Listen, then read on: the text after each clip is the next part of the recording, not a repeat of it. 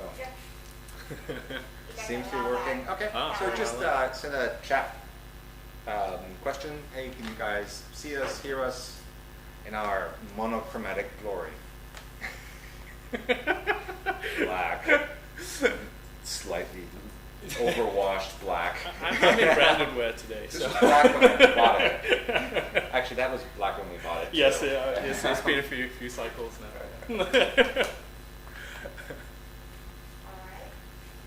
Yeah, people will tune in and see our clothes gradually become lighter gray. This is fascinating. All right, so it is 10 minutes to showtime, people. Curtains ready.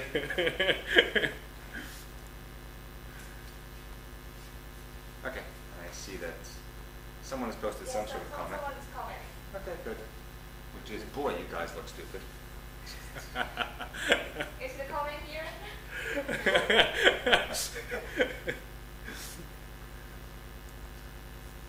Have you thought about acting lessons?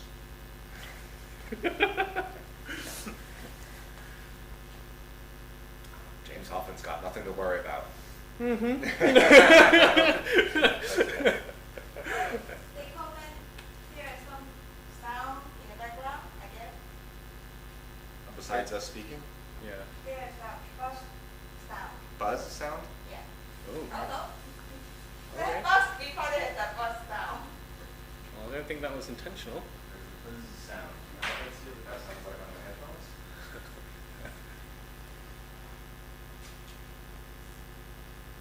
Sounds pretty good there. Can we make sure that, yeah, we know that that microphone is not working, right? Well, can you just ask them how, I think James Hoffman's got a lot more hair. Can you just ask, is the buzz really annoying or is it okay? Because it's a bit late for us to mess with that.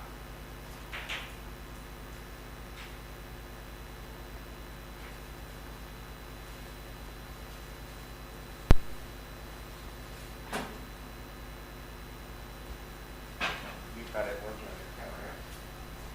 Let's just see.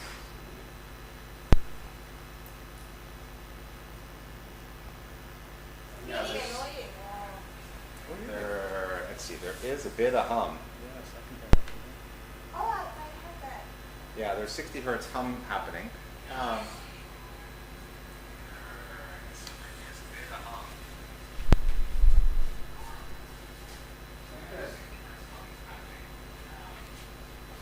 This is why we started early.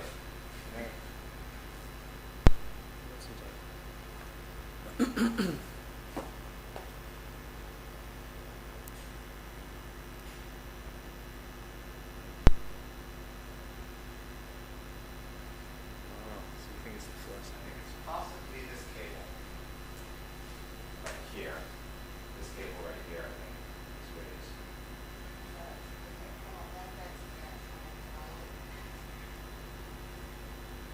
It's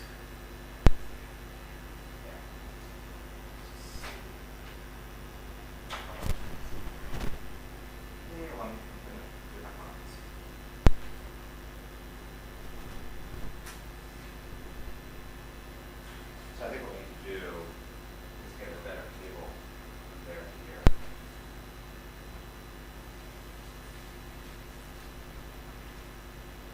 maybe the phono cables.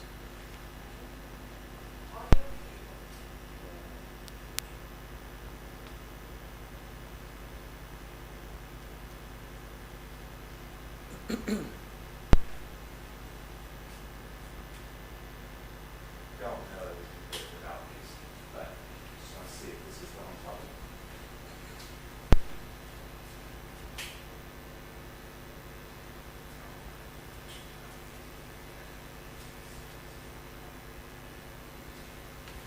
Nope. With the switch. All right, what we're going to need to do next time is get Alan's cable out of here.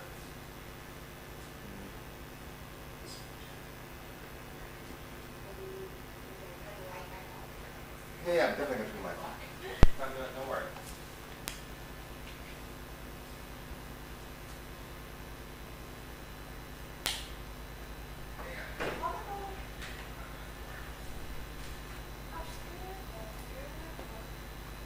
Stop.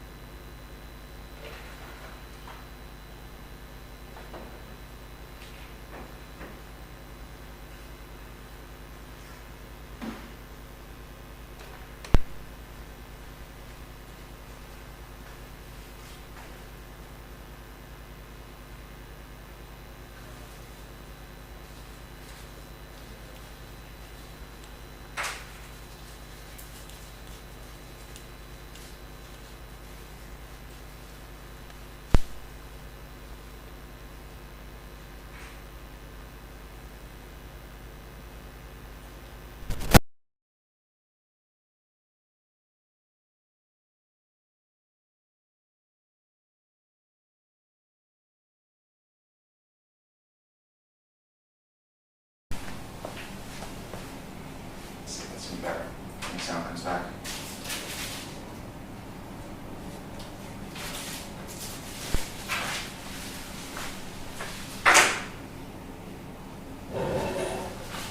The sound should come back soon. Okay. Hum gone? Seems like the hum is better.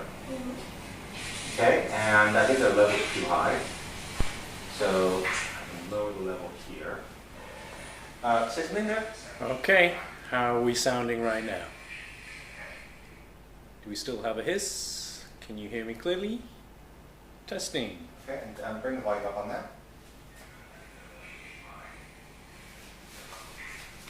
I think this should be okay now. I think we've solved the hum problem. It's great now. Yeah. Okay, good. Hey!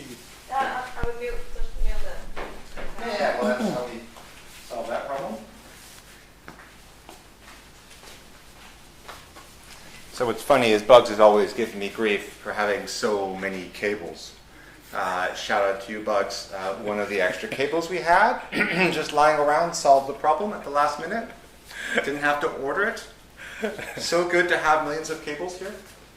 You can never have enough cables. You know, just in case you need it, right? And with 2 minutes to spare, we have fixed the hum problem. How awesome is that? I don't think the headphones will work for you anymore. The headphones will not work for you. I've plugged the mixer headphone output into the video. Oh, that is over here. Yeah.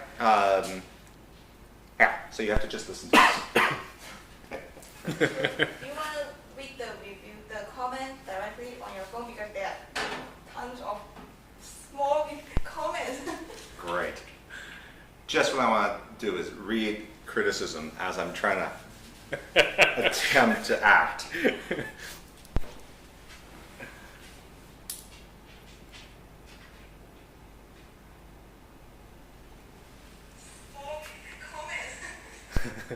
Okay, solve the James problem. I don't know what's the James problem. Okay, lots. Oh my God. Don't you people have anything to do than to comment on this? They just want to be active and, you know, interact with us, John. No one said grind finer yet, but it's coming.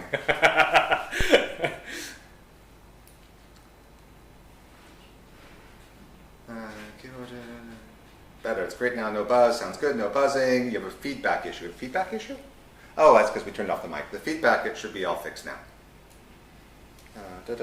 Okay. We have 1 minute, and then we will once more with feeling. It's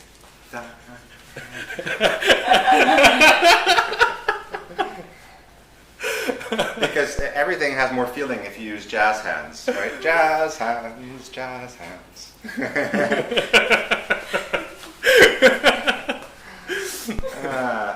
So breakfast today was 2 double espressos and chocolate cake. Can you tell?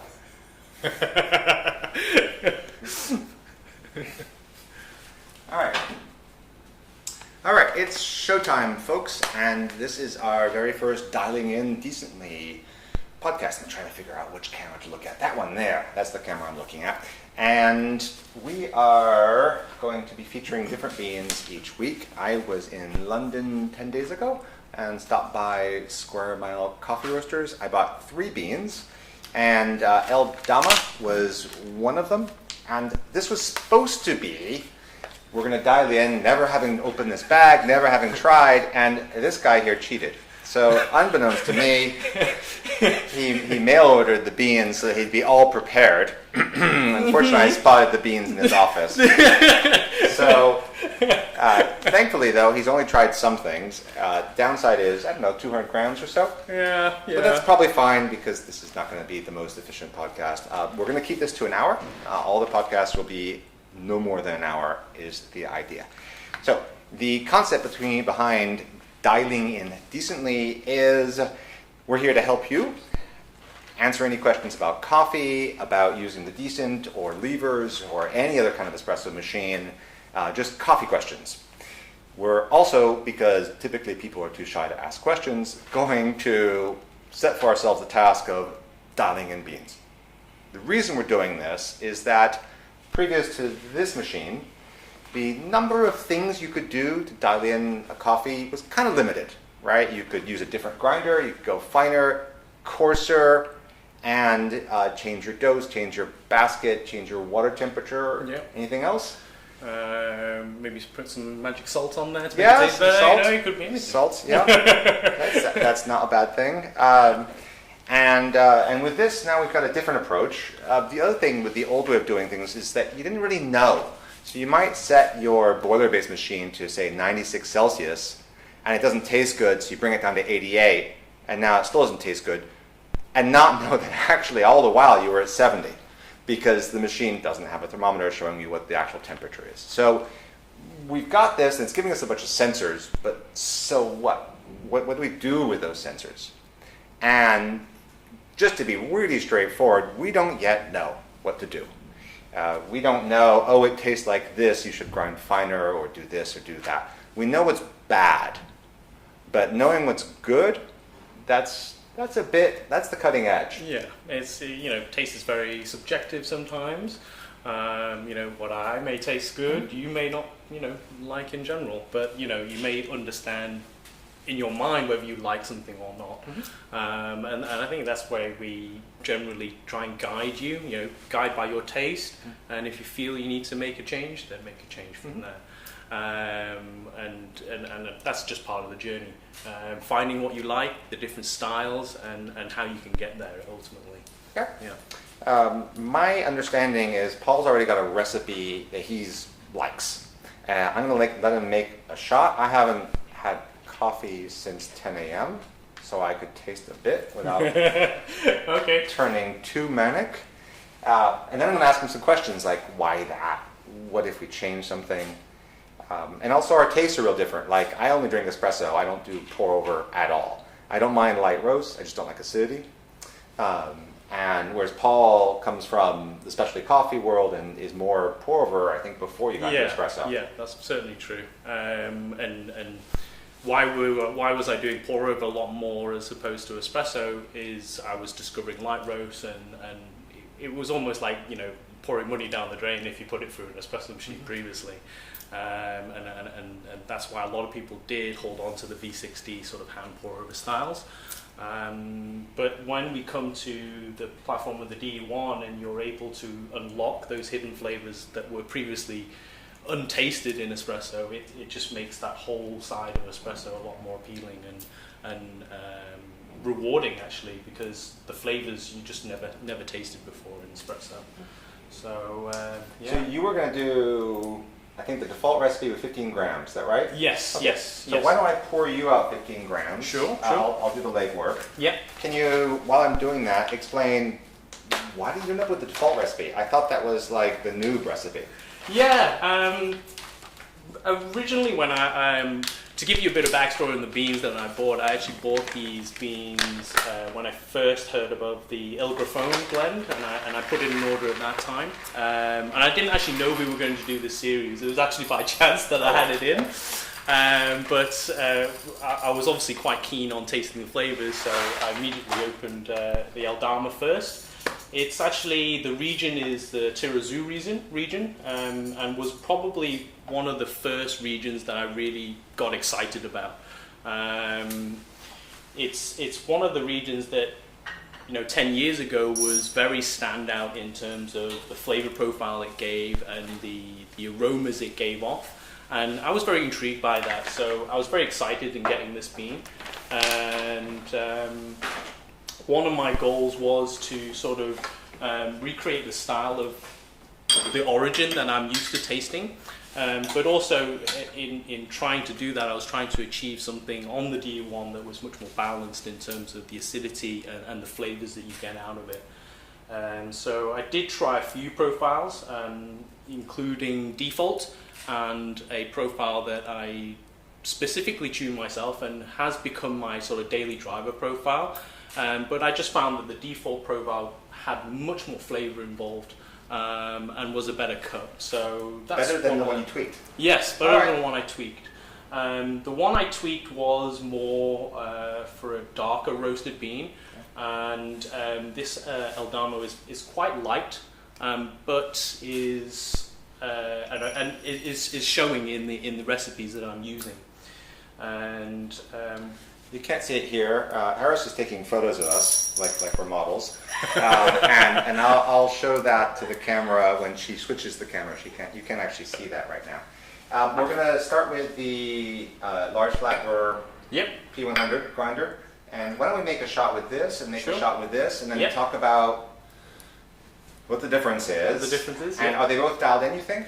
I think this one maybe. This one is definitely not. Oh, okay. So let's not start there. All right, let's do that. And I'm going to just start this. We can't really talk while it grinds because we've got room microphones here. So we also have no power to the grinder.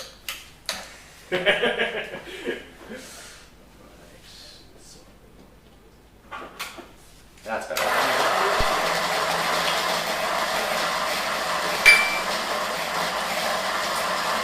So the niche. We might as well wait. I don't know that they can hear us. We'll see in the comments. But I think that they can't hear us with this because we don't have the mics here. Off you go. So the niche and the P100 differ in the burrs that they contain within. Obviously, the P100 is a large flat burr. I think it's about 98 millimeters in size, and the niche is a conical burr. So the way that they grind the coffee particles is slightly different, and due to the shape of the grind side particles, they do extract a little bit differently. For the niche, because it is conical, it does tend to favor slightly higher temperatures. And you'll notice also that the flow rate curve will be slightly different. So we'll show that in a moment when we have some data on the graph. Thank you, John. So we have the decent scale linked up already to the decent app, and when we start to press extract, it will tear automatically. And the temperature goal of the preset right now is at 90 degrees. So I've not touched this profile at all, and I think moving forward, if we are to change things, we will probably change either the dose or either the temperature or the grind. Everything else within the profile, we'll try to keep it as simple as possible in order to get results quickly and effectively. Essentially, this is how I would think about how I'm dialing in. And right now, you can kind of see this is pouring out very fast, and if I can point out on the graph, this is coming out at more than, just under 3 milliliters a second, and ending in around just over 5. The shot stopped at 37, which was a little bit more than I wanted, because I'm only using about 15 grams.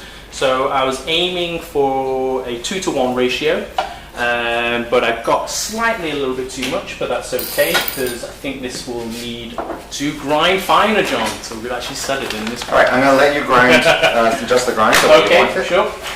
So because this is really was a fast flow rate, without even tasting it, you kind of know that this would be already off. And if you can kind of, I don't know if you can point it up to the camera, you can't really see the crema. It is on the pale and the very thin side. So we didn't really get the emulsification that we were looking for, which produces a great crema. And overall, it does look quite watery. So time-wise, I think that we want, believe it or not, it's just like a few more seconds.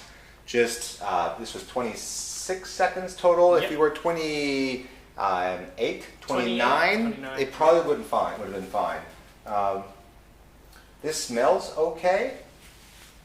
I don't think anything bad, but I'm probably going to get a lot of acid in the mouth, yeah? Yeah. So it's a bit bitey, but it's actually really fruity.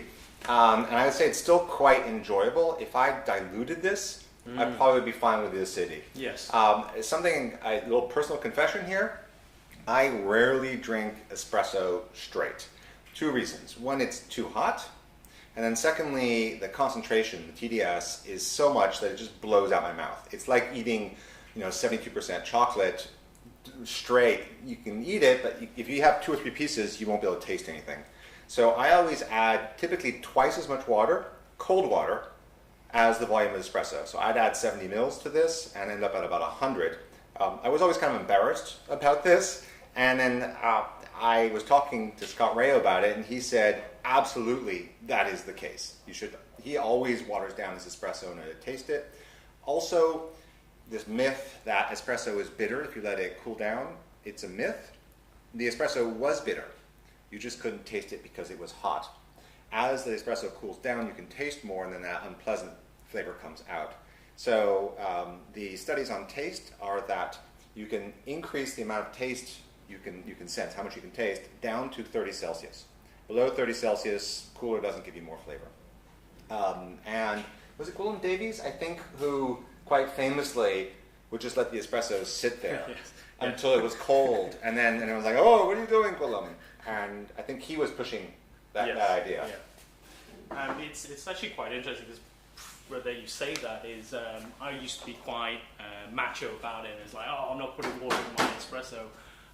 But what I found is the lighter I go, you realize that there is flavor in there that a pure straight espresso sometimes you just really can't taste. And having water added on top to sort of dilute and make those flavors a little bit more clearer can actually be very beneficial for when you're dialing in. Even with a shot like this where you feel that the shot may not be quite correct, you still find hidden clues in there by tasting that shot. And ultimately you may also find something works for that coffee that you never expected.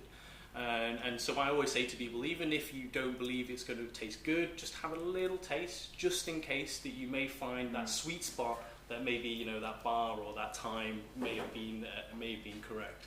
As you chase to reduce acidity, often you chase, you get flavors.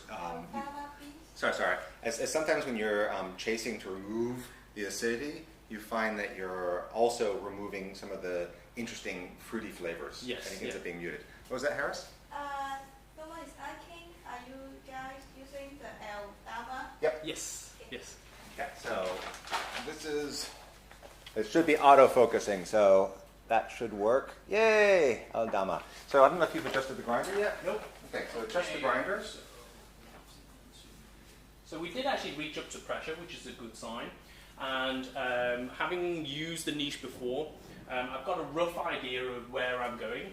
But if you're not familiar with your grinder, I wouldn't suggest to make such a big change that I am making now.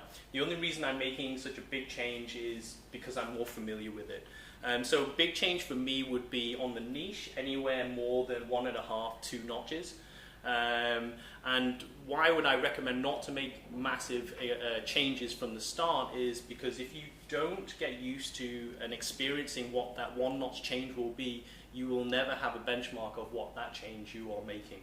So as well, one other thing on that, which is most grinders have retention, and what happens is you make the change, and you make a big change, and it's like not enough, so you make another change, and then it turns out you've now way gone too far, and you end up lurching. Yes. So with most grinders, if you make a change, you're actually supposed to do a full grind through and throw it out. With the niche, we tend not to do that, but I would say that the first grind afterwards is like 80% toward where you're going to go. But the one after that will then be stable. Yeah. You ready to go in this? Yep. Okay, so I'm going to just let it spin, Cool. and that's because I do want anything that's there to just kind of get flushed out. There was a tiny amount of grinds that came out. I think it's a good point as well. It's like even if you don't sort of dry run it and get some of those powders out, Might as well.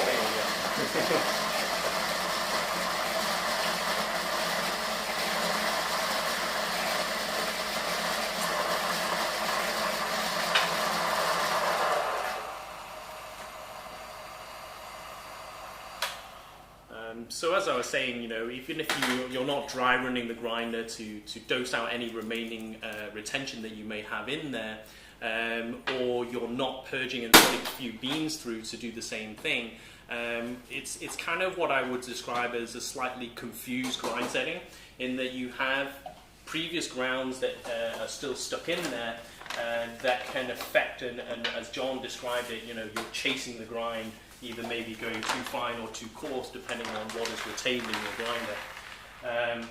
But in my mind, I always say this, is that if you've made a relatively large grind change, just take your next shot with a pinch of salt. You can always repeat the shot to double confirm your findings, or you could just shrug your shoulders and say, oh, okay, it's probably this, I'm going to anticipate it this time, and maybe I'll purge just to make sure that I'm cancelling out that variable.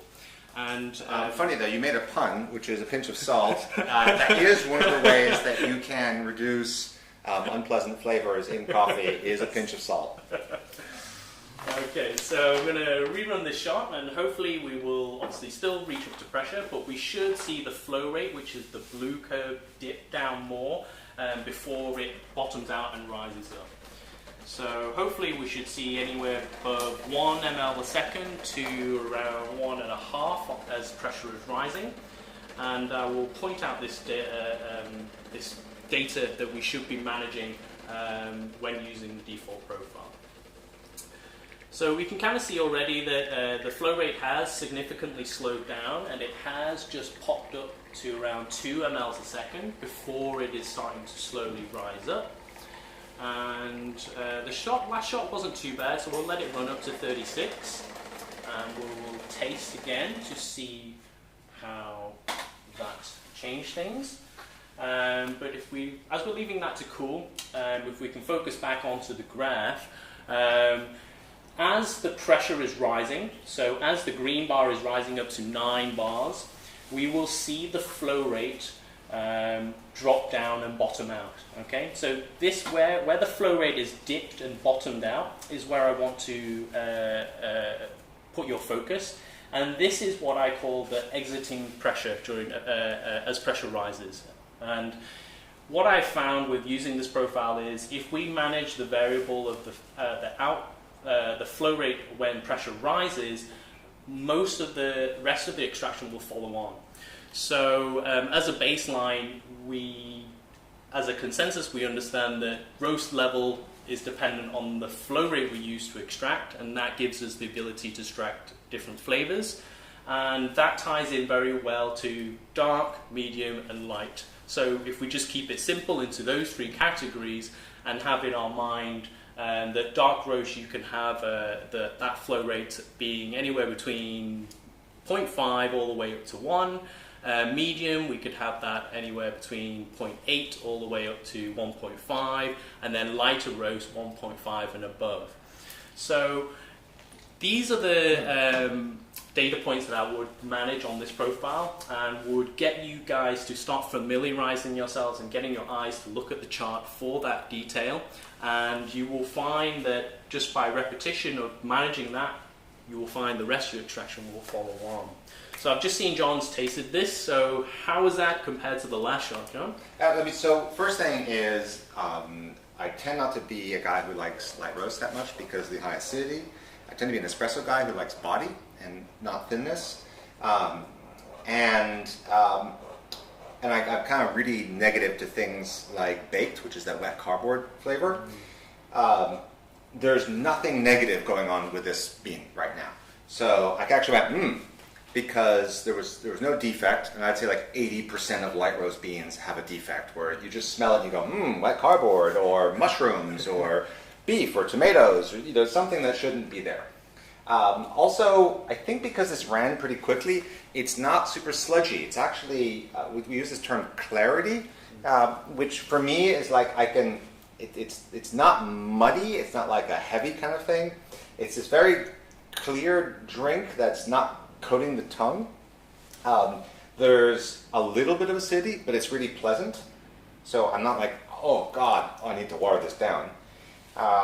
There's not a whole lot of crema on it. For me, this would be for someone who likes medium dark and wants to, is let's say light curious. Yes, yeah. This would be a really good one because I'm getting like maybe cocoa bark kind of flavors. Yeah. I'm not getting roasted chocolate, but it's definitely brown.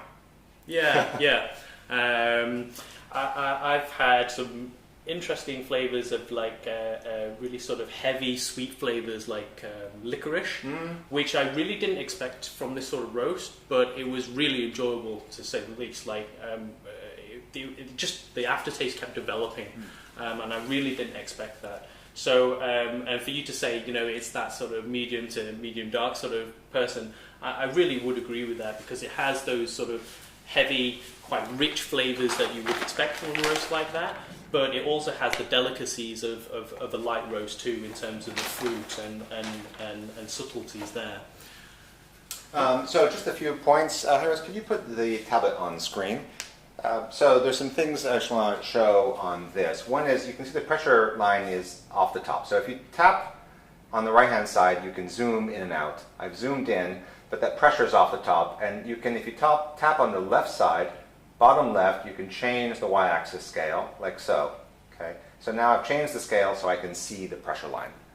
So that's one thing. The other is you'll notice the brown line and the blue line aren't touching each other. And that's not a defect in the extraction, that's a defect in our setup.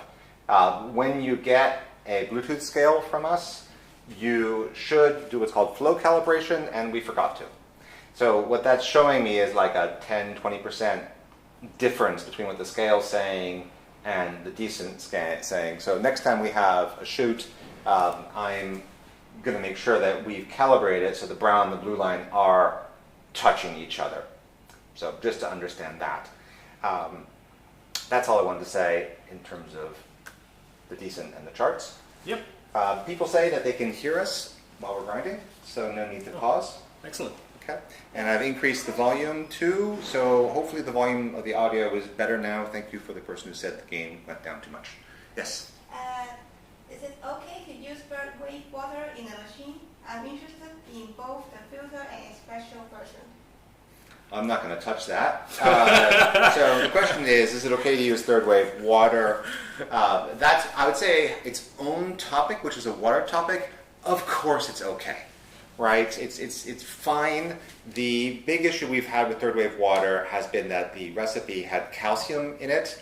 And calcium, when you make steam, is going to deposit inside, and then you need to use citric acid to remove it. So that was our big negative about third wave water. However, since I said that, third wave water themselves have bought a decent, are very active on our forum, I don't know if they've tweaked their formula or what they've done, but I think it was a week or two ago, they published an extensive paper showing that all the minerals that do precipitate in their decent come out on the next steam. So they don't feel like they have a precipitation problem. So I'd say, first of all, I don't think that there's any negative, at least not with that latest water. And then the question is, do you like the way it tastes? Is that fair? Yeah, that's definitely fair. I mean... we should explain what third wave water is that instead of buying like Evian or like a reverse osmosis, the cheapest way to make good water for coffee is to buy purified water. It's really cheap. It's the kind of water you'd use to put in an iron, right? It's completely removed of any minerals. It's purified water. And then you get a little sachet of some minerals that make the water appropriate for coffee. That's a really cheap way to kind of up your game, and it's a lot more eco-friendly, especially if your supermarket sells like refill of purified waters. Yeah, and it just has that convenience factor too. If you don't want to dive into the water chemistry too much, or you're already happy with the results, I would stick with it and try maybe other brands every now and again just to see that is the flavor that is the third wave water producing the flavor that I'm looking for. And would you say it's more important the lighter you go, or is it important period? I think where a lot of people differentiate is how acidic they like their coffee. So if you tend to prefer quite high acidity, you may prefer a lower TDS water, especially in terms of the bicarbonates and the calcium content. So is third wave water going to be lower TDS than what you have? Yes, because I think the calcium content is quite high.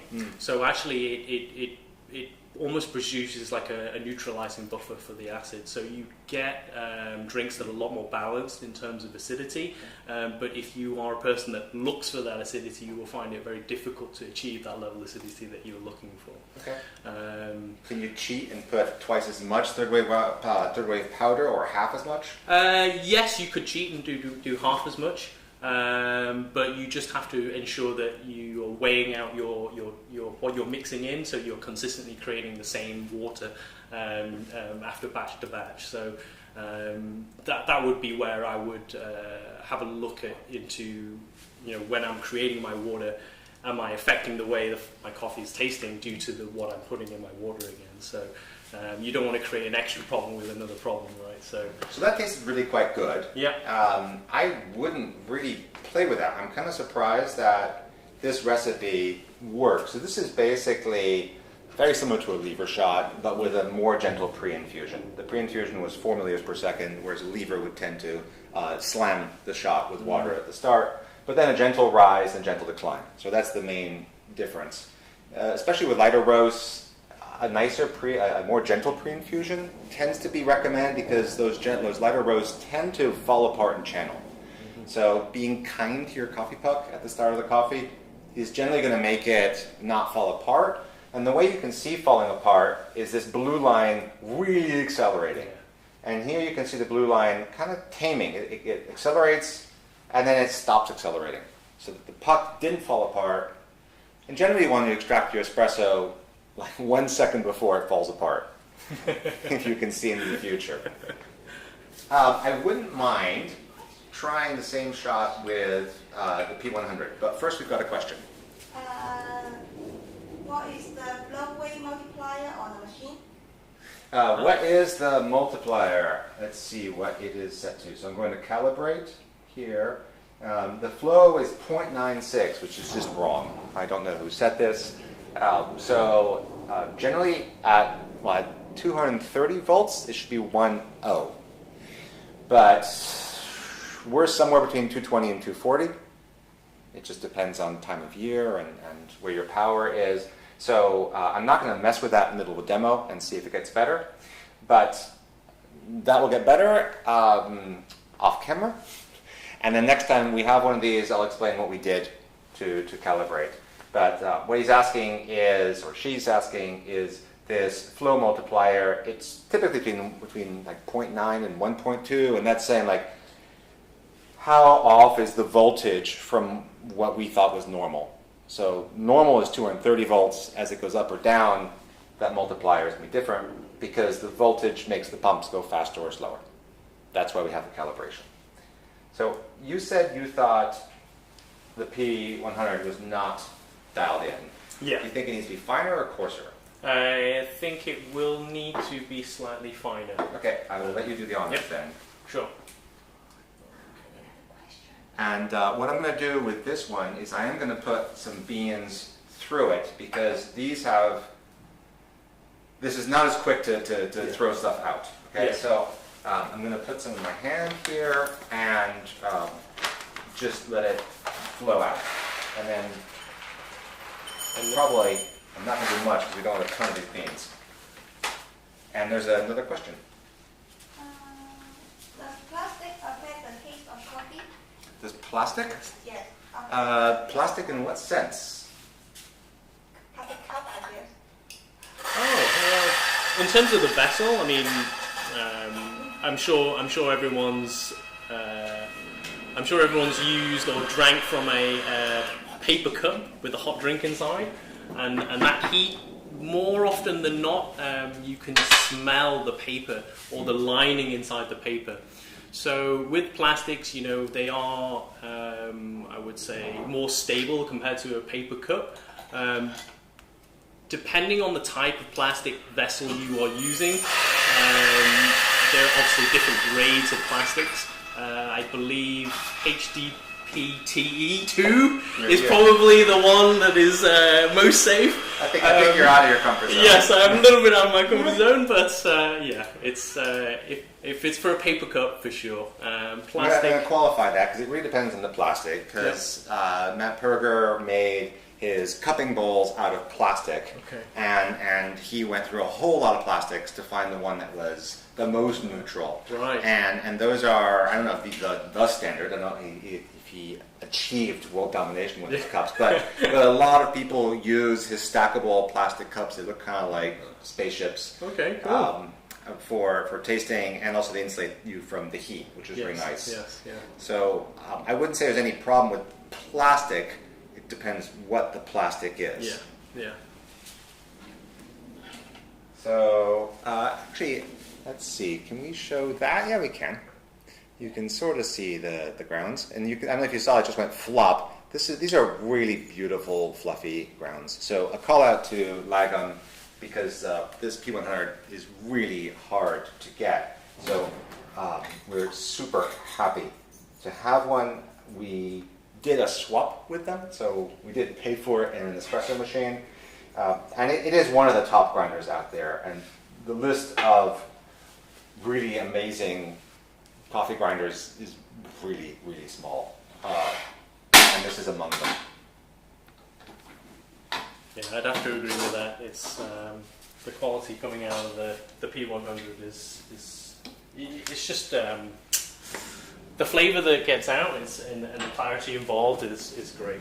Just to mention, we have modded this, and in fact, if you were watching, I didn't check to see how much came out because I weighed 15 grams, and actually it'd be super interesting to see how much was in the portafilter. So this is modded with this hideous thing that I did years ago, but it lets me do weight dosing with a number of other grinders. So that's what this thing is here, and it's called the Decent Doser. It's something we sell for a few $100. Cool. All right, see where we are with this grind.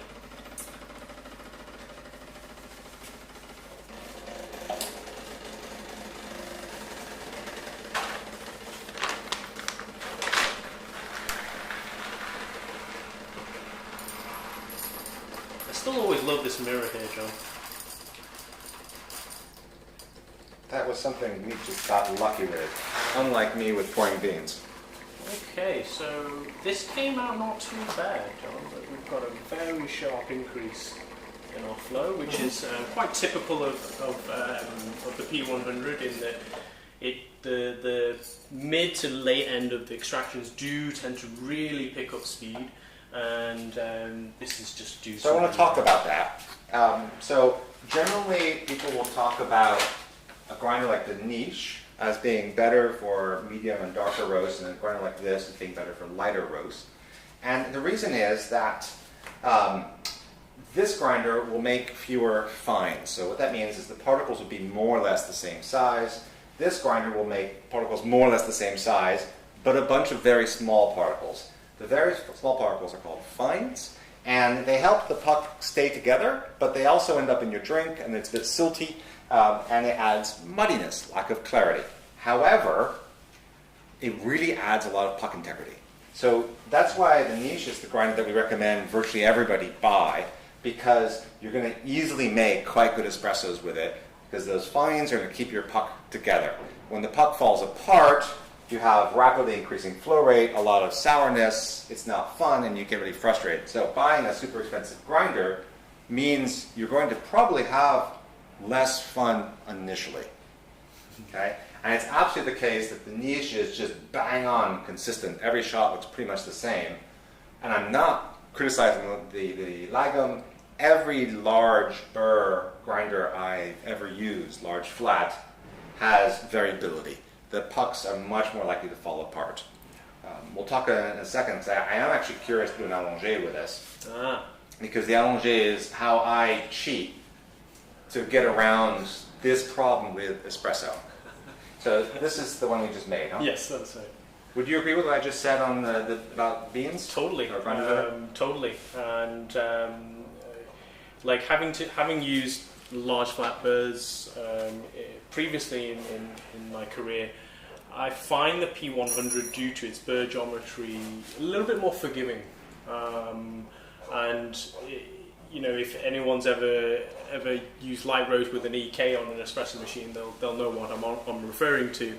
But anyone who's not, you know, aware of what an EK is, it's usually the large retail burr grinder that is in a shop that is used to grind all your retail beans. But what a lot of people don't know is the quality of the grinds coming out of there, out of that grinder, is fantastic, and it really sort of pushed people to explore espresso using that grinder. And you know, later on, this is how, you know, we have the likes of the P100 come out from those early on experiments. But yeah, if you're just starting out with espresso, having a grinder that is a little bit easier on your skills is really satisfying, because you will find enjoyment out of learning the process as opposed to frustration, which is a possibility. Having let those two niche shots cool, yeah, I'm finding them more sour. Yes, yeah. So I didn't think they were all that sour, and now I'm surprised. And right now I'm thinking, even though that Lagom shot went kind of fast, yeah, it's just not bad. Yes, it's really okay that like that. Total shot time was 27. You'll notice we did start to lose pressure right here. Okay, so the puck did kind of fall apart. Would you recommend grinding finer here, upping the dose? What would you do here? So I'm looking at the exiting flow rate when pressure rises, and it is just above 1, maybe 1.3 at most. We could bump it up half a gram just to bring it below 1, or we can make a minute grind change. Either avenue would be beneficial for the shot. But because this is such a clean, and all credit to Square Mile on sourcing here, there's very few defects, and to have that sort of level of extraction in terms of flow rate and still be tasting good is testament to the selection process, I believe. I would like to not do either of those. I would change nothing and just go to adaptive. Sure. And adaptive is not that different from this, adaptive profile, but the main difference is there's going to be a 10-second pause right here. So it's going to pre-infuse faster, as fast as the machine can go, and then as soon as the puck appears to resist water, it's going to wait 10 seconds. Okay? That tends to favor roasts that are on the lighter side. It gives the time for water to expand everywhere, whereas this, as soon as the puck compressed, we start to make espresso. So I just want to see what happens there. Let's have the same extraction ratio. I want to see, does the shot pull faster or slower? Does it fall apart, or is the integrity better?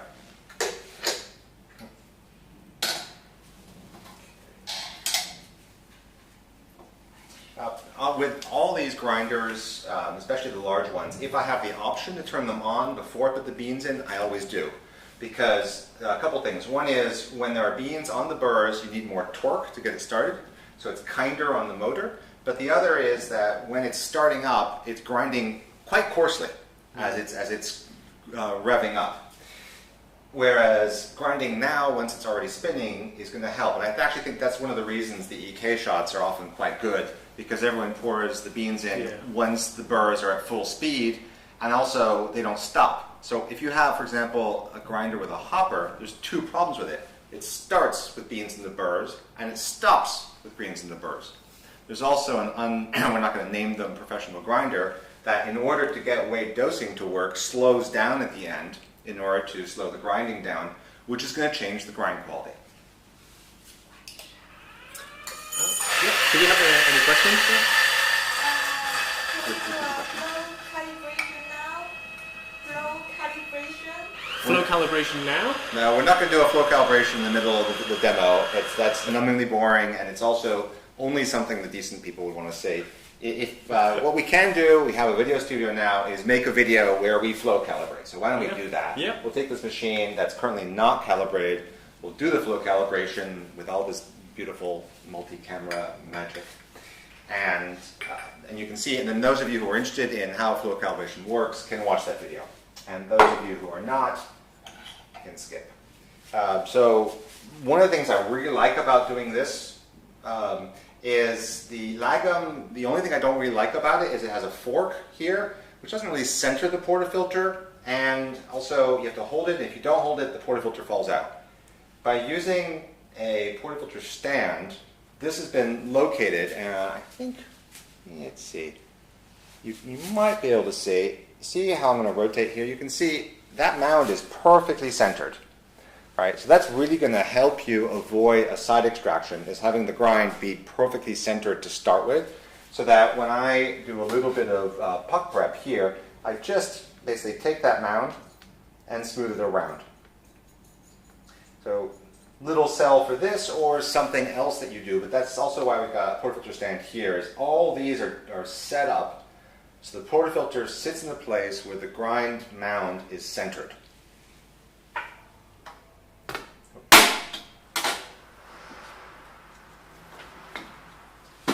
And what did we do? Funnel. So 15.5, so I weigh 15 grams, so that tells you there was half a gram of retention that came out. So always interesting, I'm not going to blame them because we didn't do the same thing to the niche, but expect something around 0.4 grams of variability of some sort of retention. The Mythos, which is a commercial grinder, I was using it at Square Mile a month ago. I measured that at 1.6 grams of variability. And it was completely doing my head in because I was trying to do all sorts of fancy shots, and it was completely inconsistent. And that's considered like one of the best cafe grinders. So I think what's available for the home enthusiast is way more reliable. Yeah. I would say 0.5 is probably on this larger side of this variability. Let's watch it. Yeah. Right. Yeah, another question. It's kind of long. Do you want to see this? Okay, let me, I will pull it up on here.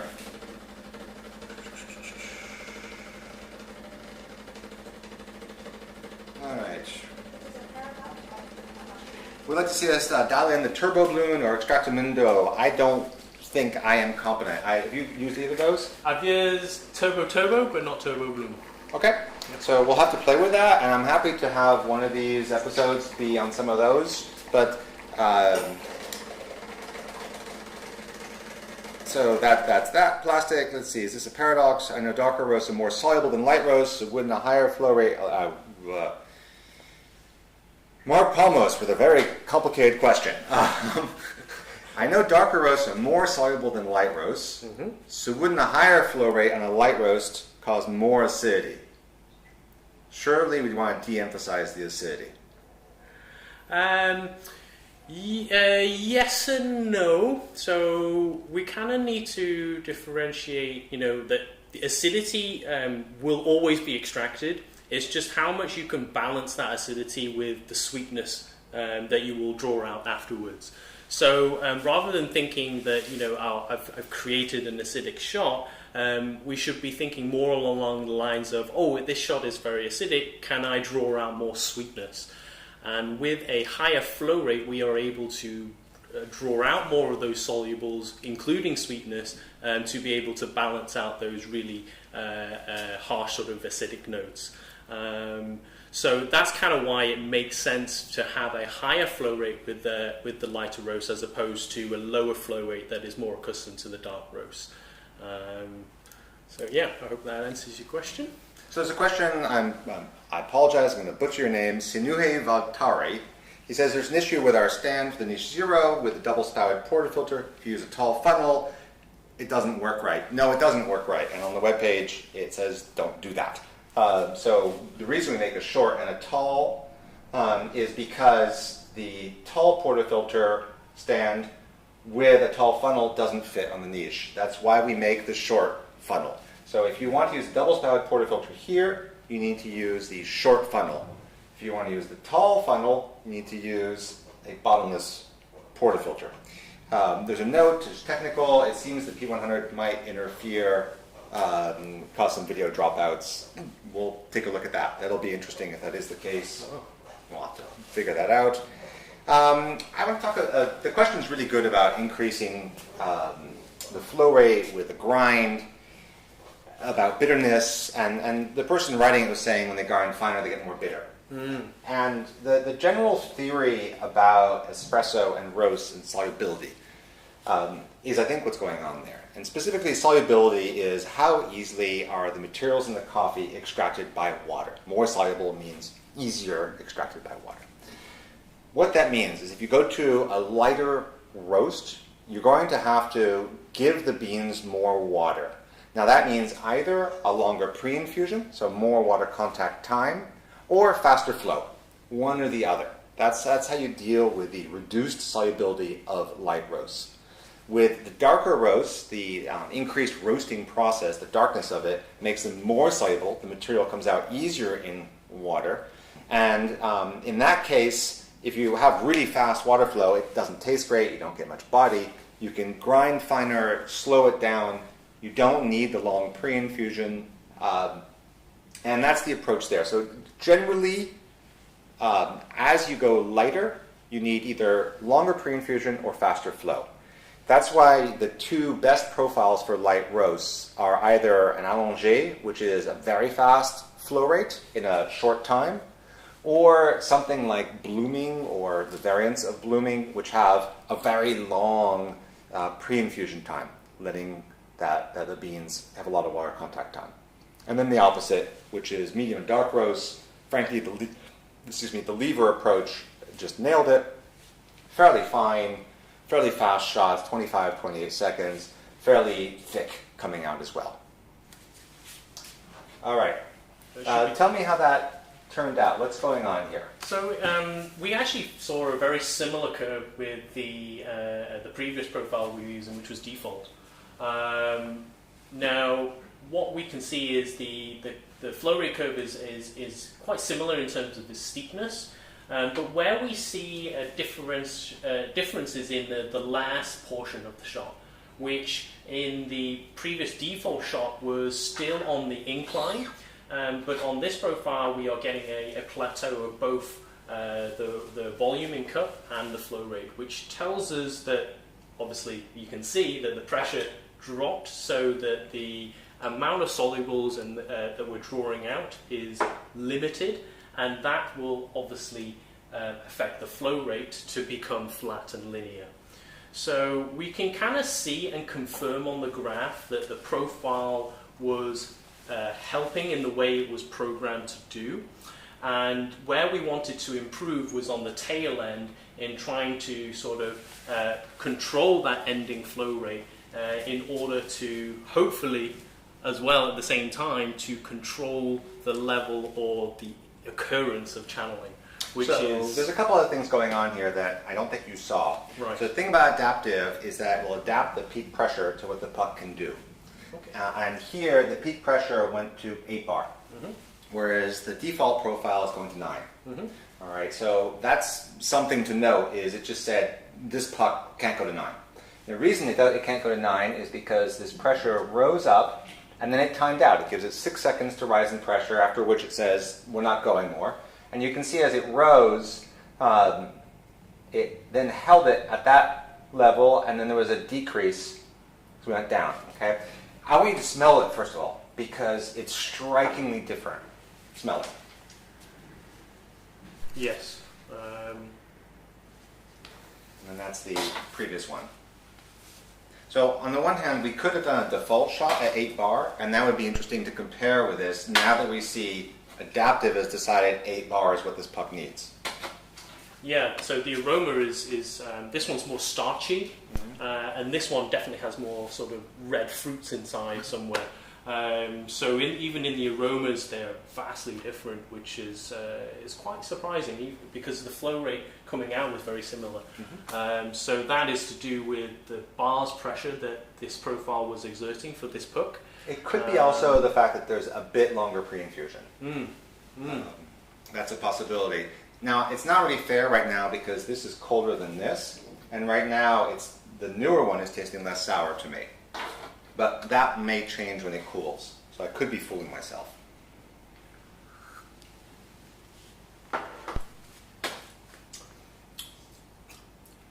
Possible, yeah. I would say they're quite close, but yeah, this one is hotter, so it could get substantially more. How do you feel mouthfeel? Mouthfeel, I definitely prefer the last shot that we did. This one, I would say, was a little bit drying, and the sort of texture is a little bit not as comfortable. Whereas this one has got that sort of juiciness that is really appealing. It's a little bit thick. Yeah. It's a little bit thick, and the fruitiness is not aggressive at all. I'm not a straight espresso guy. I'm really liking this, and it's kind of surprising me. So that's kind of neat. I would be kind of annoyed if I were told to add milk to this. So it's like, it's going to lose all the subtlety. I'd be like, can we use some other bean? Because I don't have that much of this, and this is tasting great. I'm going to put this here, and I want to come back to them when they're both cool. Yeah. And see if that's fair. The other thing is that, so both of them have no crema on them right now. The crema's just gone. Because that was one thing I was thinking was the crema is going to be little balls, little bubbles, and they're going poof, and that's going to give you a lot on the nose. Yes. Right? Just like champagne bubbles. So that wouldn't be fair if one had bubbles, one had crema, one didn't. Then it would be not a good A to B comparison of those two. I'm not sure what else I would do. What other questions? Do we have other questions? Because we're just about out of time. I don't think I would recommend allongé on this, and the reason is allongé is what I do to do like a fruit bomb. And I just don't see this as being that fruity. It's got a lot of mid caramelly kind of notes, not from roasting, but from the bean itself. Yeah. You would agree with that? I definitely agree with that, yeah. I would be game to, if no one else has any questions, I usually do 4 notches on the niche coarser if I do an allongé. Okay, yeah. But someone said they want to see a Slayer shot. We could do a Slayer shot. So I should say that the adaptive profile is one that I created, and I did it because I would go to these trade shows, and Scott Rea would bring these ultralight Kenyan beans that would just channel like mad, and then like walk away and let me try and make coffee with it. And I didn't have any, we didn't really know how to deal with those beans at the time. Yeah. And I had heard about the Slayer shots, and the Slayer shots were a slow pre-infusion. Okay, why don't we try it? Sure. But I can tell you we're going to have to grind finer. Yeah. Okay. The thing about a Slayer shot is it's typically like a 35 second pre-infusion, and then the pressure rises, and then you like cut the shot in about 7-8 seconds. The challenge with Slayer shots is that they tend to have a puck that just falls apart at the end, and it's hard to really know why. Not that many people do Slayer shots unless they have a Slayer, right? But Slayer pioneered this idea that light roasts need long water contact time. And when I went to Scott Rea and I said, I'm making okay shots with the Slayer shot, this really annoyed him. And it actually is kind of why he came up with blooming. I see. And blooming and Slayer do show a lot of similarity. With Slayer, it's like I think 1.2 mils per second? Yeah, 1.5 mils per second flow rate. And what Scott doesn't like about Slayer shots is that they take so long to saturate the puck that the top has had a ton of water contact time, and the bottom, it's just like the last few seconds before you pull the shot. So to him, they're very unbalanced. Yeah. The top is over-extracted, the bottom is under-extracted, only the middle tastes good. That's his problem with Slayer shots. With the blooming espresso, he hits the puck as fast as possible with all the water. that's needed, and then holds pressure on, which pushes water into the puck in like 3 seconds. You can see on the bottom of the puck almost immediately. And then he waits 30 seconds. So a blooming espresso is like a Slayer shot, but with an even pre-infusion. So the theory's there. I don't know that Scott has given them the credit, but I see it there. That's how I see the inspiration for that. So I'm going to go 2 notches finer on this. Okay. So we are 1, 2, 3, 4, 5, 6, and I'm going to go to 4. I know that sounds really, really fine, and it is. And I don't even know if this is going to work. Are there any questions, Harris, while I set this up? Coming from the default profile and wanting to try LRV3, should I find finer or closer? So Damien Brockel is the one who did the original Londinium profile on the Decent. Then he did Londinium version 2, and then Londinium 3, and then there was something called D-Flow. And Adaptive should be absolutely seen as a variant of Londinium. There's some differences in what they do, but the shots with a well dialed in bean, the curves are going to look very similar. It's mostly how Damien's profiles try to deal with things not being right versus how Adaptive tries to deal with things not being right. I won't say one is better than the other because I've had shots that taste better with Londinium than Adaptive and vice versa. I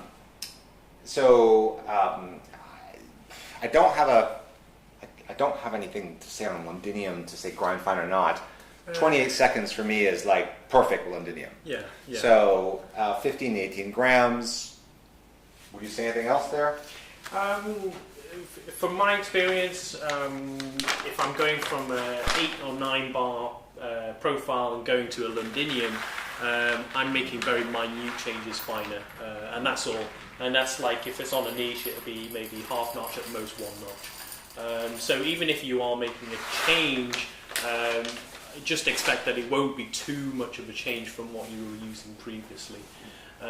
But as always, it's good to mind your variables, and I think for the Londinium you should be looking out for how much you're getting dripped out into your cup. So as the pressure is held, just make a note on how much has dropped into your cup before the pressure rises. And if you are anywhere between 0.4 grams to 1 gram within your cup before pressure rises, you can feel safe that your shot is going to follow through and taste pretty on point. If you are over that 1 gram in cup before the pressure rise, then you just have to make an adjustment finer, and the opposite is true if you're getting less than 0.4 of a gram in cup. You just have to make it a little bit closer. So I dosed a bit higher because Slayer shots are usually dosed at 18 grams.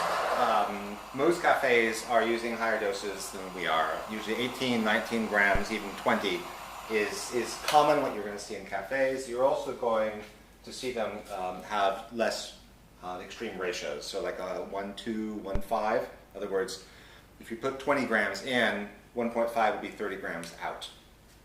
Whereas we've been doing 15 in, 36 out? Yeah, 36 out. And they've been tasting good, but that's because, we have different equipment than the cafe does. Cafes are going for absolute consistency, but they have 9-bar machines and grinders that are varying by quite a bit. By making thicker pucks, they're buying that consistency by essentially wasting coffee. And they have faster flow rates too, so the thicker puck kind of helps with those faster flow rates. So one thing we should have done, which we didn't, is we should have hit OK on choosing that Slayer shot right away while we were babbling, because this has temperature profiling. It starts very high, 98 Celsius, and then comes down to 92. If you just choose the profile and the temperature profiling is very different, the group head will be too cool. So now the machine has caught up, and we're now at 98 something degree group head. So hopefully we'll see a shot that temperature profile wise looks okay. And in fact, there's our temperature curve. There we started hot, and then as water comes up on the puck, the temperature is going to come down again. Now I'm looking at the mirror, you can't see, but there's absolutely no water on the puck. Okay? Now one thing actually I should mention, I haven't done a Slayer shot in a couple of years, and there's a new feature I added, which is the ability to skip the step. So the way this shot used to be dialed in, okay, it's fine. Okay, it actually, it's looking pretty good. The pressure is not crashing too bad, and I'm going to stop it there because I don't usually like my shots to crash below 4 bar. Okay?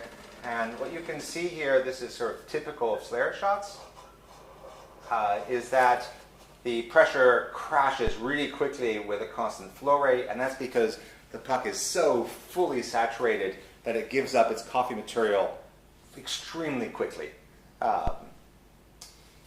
Total shot time is quite long, which is normal because our pre-infusion was what? Our pre-infusion time was 27 seconds. Okay? I put this into a larger cup, A, because I've run out of cups, but also because I wanted to cool it. Let me just get another cup.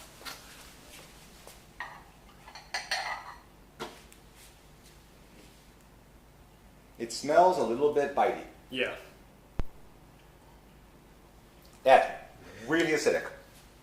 It's still drinkable. I would say the fruit's very present, but you need to be somebody who likes acidity to settle on that profile. Yeah, that's kind of like lemon territory a little bit. Yeah. I mean, it's not like, oh, God, I need to go mouthwash. But it's, all these were better than that. And this was actually, I was really surprised, really well dialed in. You can tell it's well dialed in because usually when this is not dialed in well, at the end of pre-infusion, it rises and it just doesn't make any pressure. It gets like 2 or 3 bar. And then you're essentially making a fast pour over. It's nasty. The other thing that often happens is you have it too fine or too high a dose, and then what happens is it raises pressure and then stays maxed at max pressure. And that's no good either, because then you have like this very muted, unpleasant flavors coming out from that. So you really want something that goes up to a good pressure, let's say between 6 and 10 bar. This went a little high. This went to almost 12, so it crashed quickly. Okay, so that's about as dialed in as that's going to get, which is why the Slayer shots are not one of the default visible profiles in the decent, because actually they're not called Slayer shots, they're called innovative long pre-infusion shots, because Slayer is a trademark. So if you're looking for it on the decent, it's the innovative long pre-infusion shot, which was inspired by Slayer. Any questions before we sign off? Just some comment rather than questions. All right, the comments I will leave. Thank you for joining us, because I don't want these to go over. If you can't be good, be short. So, with that, we will see you next time at Dialing In Decently. See ya.